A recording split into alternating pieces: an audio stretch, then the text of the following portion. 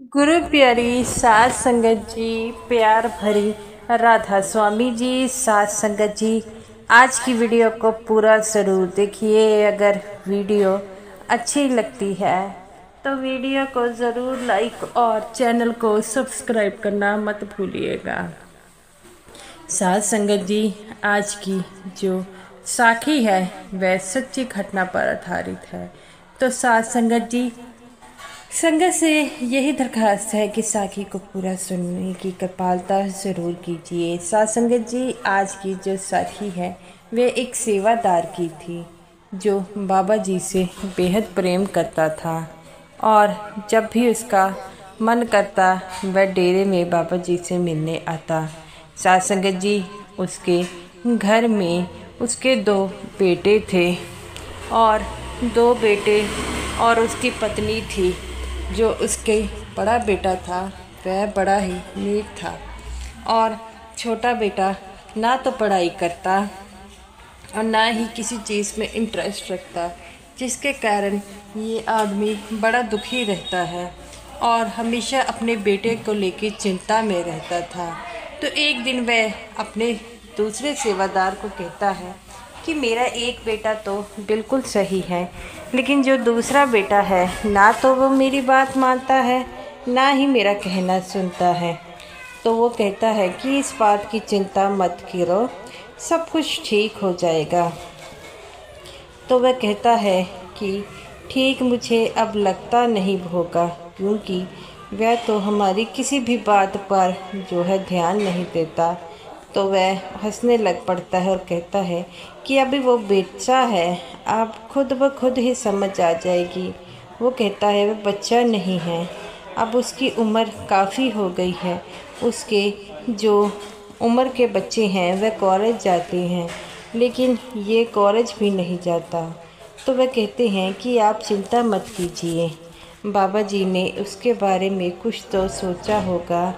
तो वो कहता है कि हाँ, ये तुम्हारी बात तो मुझे अच्छी लगी है, तुम किसी बात की चिंता मत करो, बाबा जी बिल्कुल ठीक कर देंगे। ऐसे ही समय व्यतीत हो गया। उसके बड़े बेटे को नौकरी मिल गई, लेकिन ये ना ही कोई काम करता और ना ही और हमेशा ही जो है वह इसी बात के लिए कहता रहता और अपने बेटे से पैसे, जब कभी उसका बेटा पैसे मांगता तो उसने पैसे भी देने बंद कर दिए। एक दिन वह जो है सेवादार कहता है कि मैं बाबा जी से मिलना चाहता हूँ। तो वह कहते हैं कि आपको तो पता है बाबा जी से मिलना चाहता हूँ। वो कहते हैं कि बाबा जी अभी थोड़ा बिज़ी है। तो वह कहता है कि मैं बाबा जी से आज पूछना चाहता हूँ कि बाबा जी, मैंने सारी उम्र इतनी सेवा की, लेकिन आज मेरा बेटा ऐसा है। तो वह कहते हैं इसमें भला बाबा जी का क्या दोष है। तो वह कहता है दोष बाबा जी का नहीं, मेरे कर्मों का है। मैं आज पूछूंगा बाबा जी से कि मैंने ऐसे कौन से बुरे कर्म किए हैं कि मुझे इसके जैसी औलाद प्राप्त हुई है। तो वह कहते हैं कि आप ऐसी टेंशन मत लीजिए, सब कुछ ठीक हो जाएगा। वो कहता है कि मैं क्या करूं, मुझे कुछ भी समझ नहीं लगता। तो वह कहते हैं कि करना क्या है।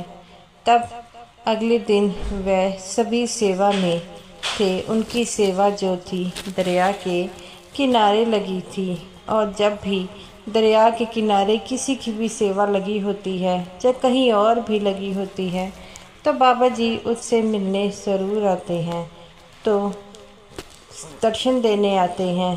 तो ये भी वहाँ पर था। बाबा जी सारी संगत को दर्शन देने आए और ये मायूस सा बैठा हुआ था। बाबा जी कहते हैं कि बेटा क्या हो गया, तुम बड़े मायूस बैठे हो। तो वह कहता है कि बाबा जी, मैं कुछ पूछना चाहता था आपसे, लेकिन मेरी हिम्मत ही नहीं पड़ी। बाबा जी कहते हैं बेटा ऐसी क्या बात है कि जो तुम मुझसे पूछना चाहते हो लेकिन पूछ नहीं पाते।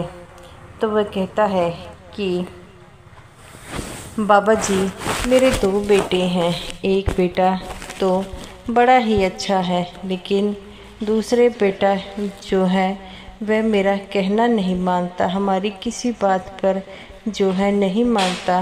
तो बाबा जी कहते हैं बेटा इसमें उसका कोई दोष नहीं है, ये तो कर्मों का चक्कर है। तो वह कहता है, तब बाबा जी कहते हैं बेटा किसी बात की चिंता मत करो, सब कुछ सही हो जाएगा। तो वो कहता है बाबा जी मुझे नहीं लगता सब कुछ सही हो जाएगा, मेरा बेटा मेरी एक बात भी नहीं मानता। तो बाबा जी कहते हैं बेटा आजकल बच्चे हैं ही ऐसे। वो कहता है मेरा बड़ा बेटा तो बड़ा अच्छा है, लेकिन ना जाने ऐसे मैंने कौन से कर्म किए हैं जो मुझे ऐसी औलाद प्राप्त हुई।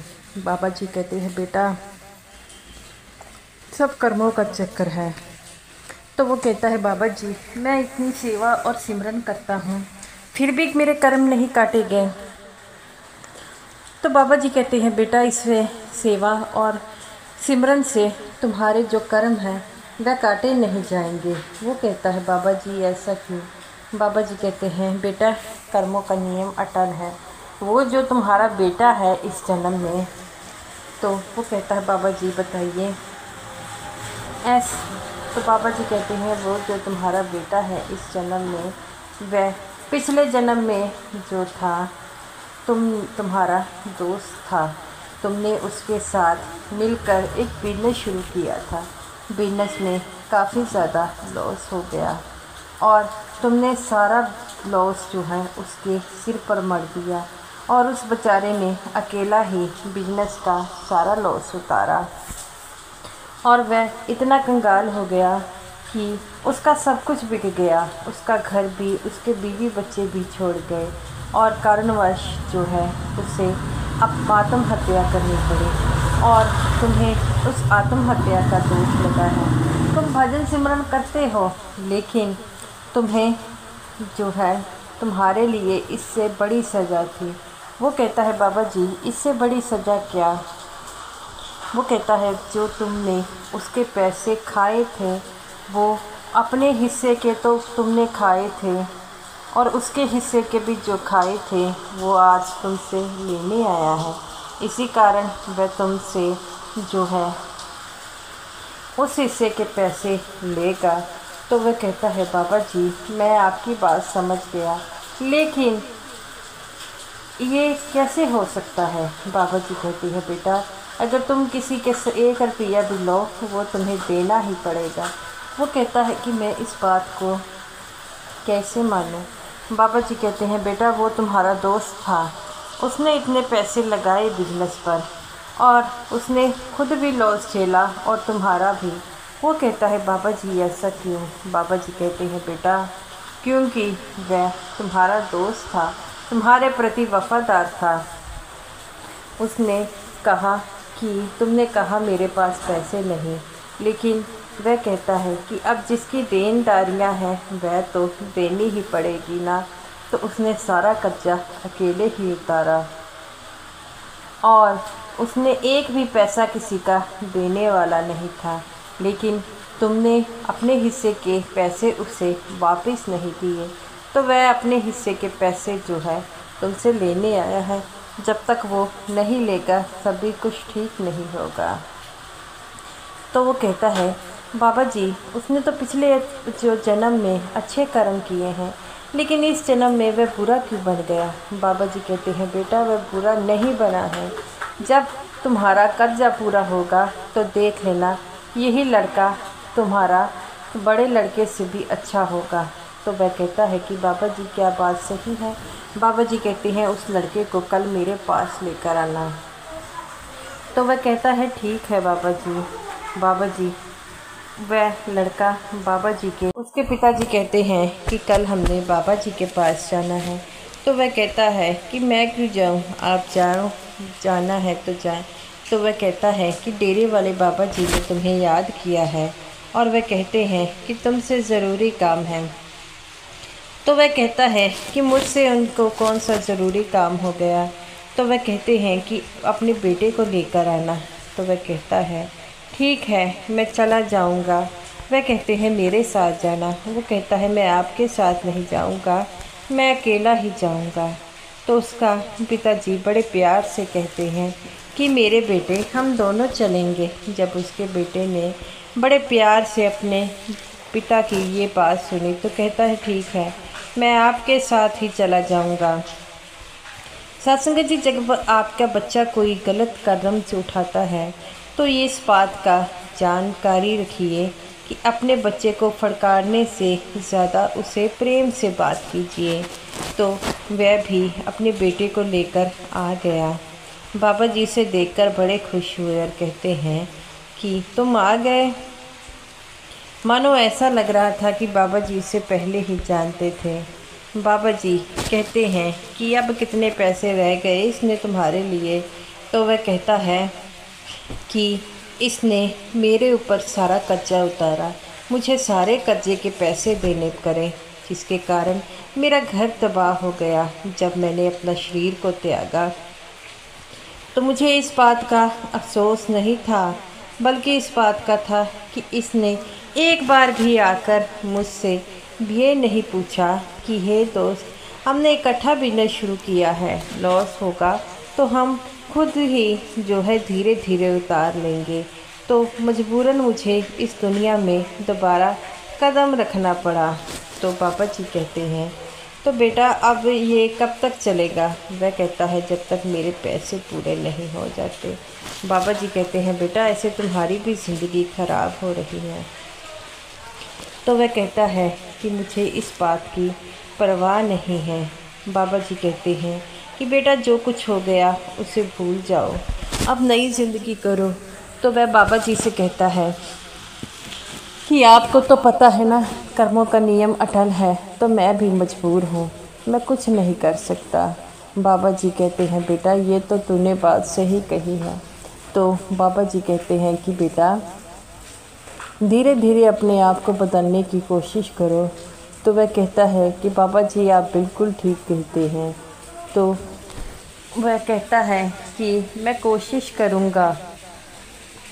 और बाबा जी की बात को उसने अमल में लाया और धीरे धीरे ही वह कहता है कि बाबा जी अब इसका थोड़ा ही कर्जा रह गया है, जिस दिन वह पूरा हो जाएगा, जो मैंने इसके बदले में पैसे दिए, सब कुछ ठीक हो जाएगा। ऐसे ही 2 साल बीते। वह लड़का जो था वह डेरे आने लग पड़ा, सेवा करने लग पड़ा और सब कुछ ठीक होने लग पड़ा। साथ संगत जी, हम सोचते हैं कि हम किसी के पैसे लूट कर जो है मौज कर लेंगे, लेकिन ये बात गलत है। सबके नियम जो अटल है, सबको पैसों का सिस्टम जो है देना ही पड़ेगा। किसी के पैसे हम रख नहीं सकते। कुदरत बड़ी बेअंत है। अगर हम किसी के 10 रुपये लगते हैं तो उसके 10,000 देने पड़ेंगे। और अगर हम किसी की आत्मा को दुखी करते हैं तो वह भी लड़का बिल्कुल ठीक होने लगा। बाबा जी के पास आता, रोज़ सेवा करता। तो उसका पिता कहता है कि मैं बाबा जी को इतने सालों के बाद मिला हूँ, लेकिन ये हरदम बाबा जी के पास ही रहता है, ऐसा क्यों? मुझे ये बात बाबा जी से करनी होगी। तब एक सेवादार कहता है कि तुम्हारा बेटा तो अब बड़ी सेवा करता है, लगता है सुधरने लगा। तो वह कहते हैं कि बाबा जी की मौज है, बाबा जी ने मेरे बेटे को सही किया है। तब वह कहते हैं कि मालिक की कृपा सब पर ऐसी बनी रहे। तो जब वह लड़का जो है अपने घर जाता है तो उसके पिताजी देखते हैं कि वह बड़े प्यार से अपनी माँ के साथ भी मदद करा रहा था। उसकी माँ कहती है कि अब तो हमारा बेटा सुधरने लगा, आप हमेशा ही इसकी जो है बारे में कहते थे, अब देखिए ये अब काम पर भी जाता है। तो वह कहता है कि लगता है इसके कर्मों का चक्कर जो है पूरा हो गया। माँ कहती है कौन से कर्म? वह कहता है कि मुझे बाबा जी ने बताया था, अब ये ठीक हो गया है। तब वह कहता है कि माँ कल मैं डेरे सुबह सेवा पर जाऊँगा। माँ कहती हाँ बेटा, तू जितना सेवा में जाना चाहे चले जा, और अब तुम ठीक हो गए हो, यही हमारे लिए काफ़ी है।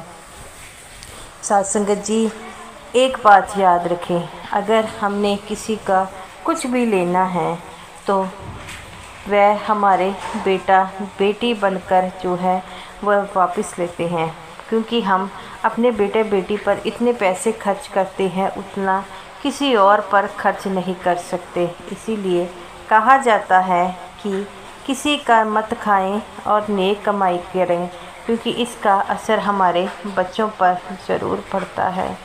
तो गुरु प्यारी साध संगत जी, ये रही मेरी आज की वीडियो अच्छी लगी हो लाइक कीजिएगा और समूह साध संगत जी को मेरी तरफ से प्यार भरी राधा स्वामी जी।